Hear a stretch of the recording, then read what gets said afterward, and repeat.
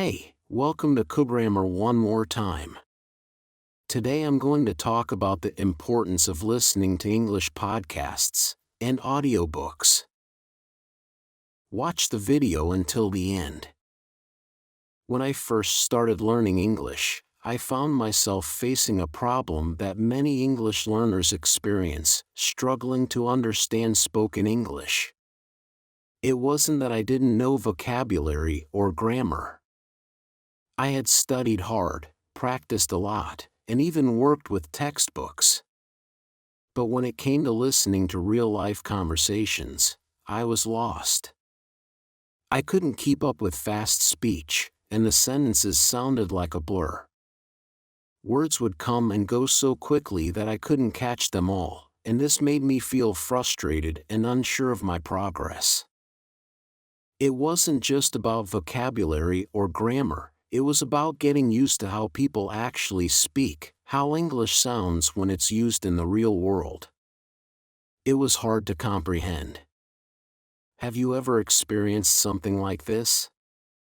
You're reading a book or studying a new word, but when you hear it used in conversation, it seems like a completely different language. I knew I had to find a solution, but what could it be? I wasn't sure at first. I knew that just studying grammar or memorizing lists of words wasn't enough to solve this problem. The key, I realized, was listening. Listening was the missing piece.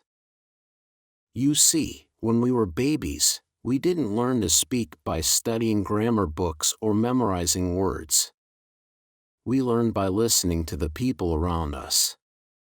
Our parents, family, and friends spoke to us every day. We didn't understand everything at first, but we kept listening. Over time, we started to recognize patterns, words, and phrases. And then, naturally, we started speaking and understanding. It was a process that took time and practice. But as English learners, we don't always have the same opportunity. We don't get to hear English spoken every day, and if we do, it's not always in a way that's easy for us to understand. So, how do we bridge this gap? How do we improve our ability to understand spoken English, especially when people speak fast or use words we don't know? The answer I discovered was simple: listening to English podcasts and audiobooks. These tools became my secret weapons in the language learning journey, and I'm going to share with you how they helped me improve my listening skills, and how they can help you, too. One of the best things about podcasts is that they are easy to access and listen to at any time. You can listen while you're commuting to work, walking to school, or even when you're cooking dinner. The best part is that you don't need to set aside hours for studying. You can learn while you do other things. You can listen to podcasts as part of your daily routine, and over time, this will make a huge difference. Podcasts are also a great way to hear English being spoken naturally. You don't get the slow, perfect sentences you might find in textbooks. Instead, you hear the real deal, the way people actually speak in conversations. You'll hear different accents, different speaking speeds, and even slang words that are used in everyday language. This was such a game changer for me, as I started to get used to hearing English in its natural form, just like native speakers use it. Audiobooks, on the other hand, helped me with something else: vocabulary and pronunciation. When I read a book in English, I might understand the meaning of a word, but I didn't always know how to pronounce it. That's where audiobooks came in. With audiobooks, I could hear the correct pronunciation of every word, which made a big difference in my speaking and understanding. For example, I might be reading a book and come across a word I didn't know how to say. But when I listened to the audiobook version of the same book, I could hear the correct pronunciation. Over time, this helped me feel more confident when speaking. I also started learning new vocabulary. When I heard a word in context, I could better understand its meaning and remember it. At first, it might be hard to catch every word, but with time and regular listening, those new words became familiar. Another huge benefit of listening to podcasts and audiobooks is getting used to the different accents and styles of speaking in English. English is spoken all over the world, and people from different countries speak it in different ways. A person from the United States might have a different accent than someone from the UK or Australia.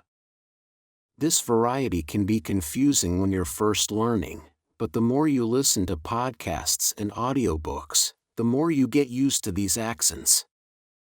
You start to understand that while the words may sound different, they all mean the same thing. It's just a different way of saying it. I remember when I first started, I would hear different accents and feel overwhelmed. I didn't know how to keep up with all the variations in pronunciation. But the more I listened to podcasts, the more I became accustomed to these differences. Now, I can easily understand different accents and feel more comfortable with various speaking styles. This flexibility has made me much more confident when listening to English in real-life situations. I remember the first time a friend recommended that I listen to podcasts. At first, I wasn't sure if it would help. After all, I was already studying grammar and vocabulary, so why would listening to podcasts make a difference? But I decided to give it a try.